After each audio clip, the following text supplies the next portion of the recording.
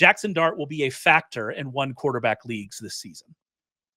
Yeah, I agree. I believe he will be. I mean, he's the kind of quarterback that we look for in fantasy football, that he's got some passing acumen. He's got really good passing metrics coming out of, college. He performed well under pressure. He was the number one passer under pressure in this draft class, even though he had some things, kind of designed for him by Lane Kiffin in, the RPO game and the play action game.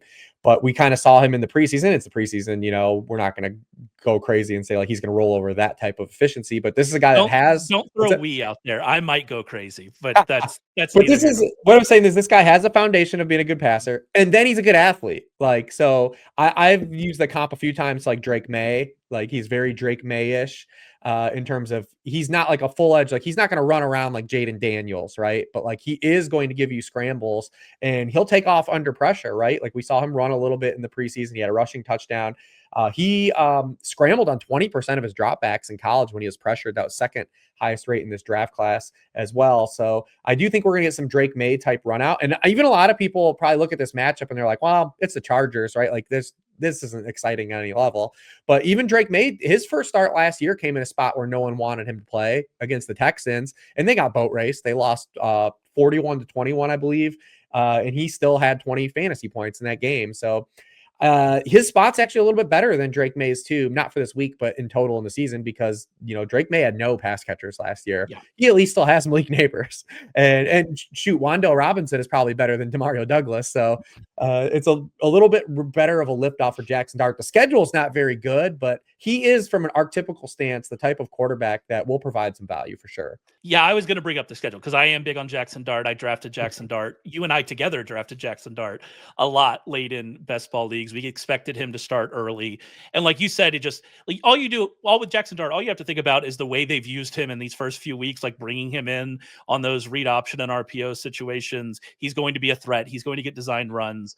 And I think Drake May is really a good comp for him. He's also going to throw down the field, I would expect. You mentioned the schedule. The schedule is not great. He does get the Saints next week, which, we'll probably be pretty excited in that situation, especially if you face plants against the Chargers, and we can maybe get a less excited people about Jaxson Dart against the Saints. Then he gets the Eagles, the Broncos, the Eagles again, the 49ers, that's, it is. He does get the Bears after that. Then we get the Packers, Lions. Like it's not great. He gets Minnesota in the fantasy playoffs. So you're definitely going to have to pick and choose kind of where you are with Jaxson Dart for sure. All right, let's move on to our second agree or disagree. And that is, the door is open for TreVeyon Henderson to become the clear lead back in New England. Oh yeah, I agree with this. Like this is like what we kind of needed. And we've had the rug pulled on us a couple of times with TreVeyon, but this one might finally be the curtain call for, Ramondre to give up a back seat to him. We saw Ramondre open the game. He had a fumble on the opening drive of the game. Then the second drive, it's like, all right, I remember when the fumble happened, because remember the week before, to provide extra context, the week before, TreVeyon Henderson got doghoused because he had 3 holding penalties and gave up pressure and got kind of benched in the second half of that game. And then I was like, all right, let's see what they do after this fumble. Like, this is a direct turnover. And Antonio Gibson comes in the first time. Like, oh, Jesus. Like, like, all right, Antonio Gibson's the first guy. I don't want to interrupt you, but the Gibson stuff, the Ramondre stuff is what it is.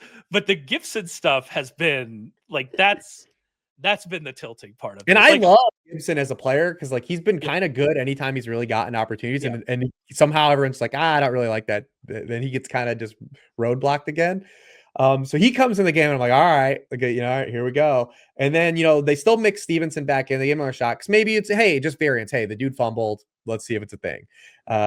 Because, they weren't part of it. Remember, it's a whole new regime than last year. So they were not a part of the fumbling experience of Ramondre last year. I'm sure they're well aware of it, but Gibson then, kind of mixes in with Henderson, mixes in with Stevenson, and Stevenson kind of 1-2 with him this way. Then the first 2 snaps of the second half, he gets that goal line carry, fumbles directly on the goal line, cost them direct points. He only played 5 snaps the rest of the game without a touch.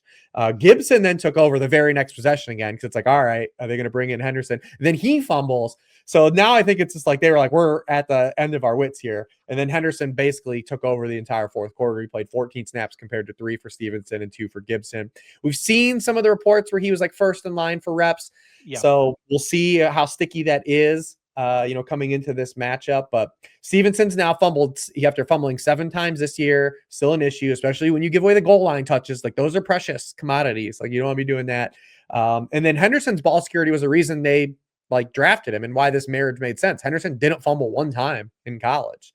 So hopefully we see Henderson get kind of this runway. It's also a very good spot if we do it. I think, yes, because once Henderson has the role, you can't put it back in the bottle. And that's why from a DFS stance, this is important, of just being even if he doesn't hit, playing him this week matters, because once Henderson hits, there's no going back. So you want to be ahead of it.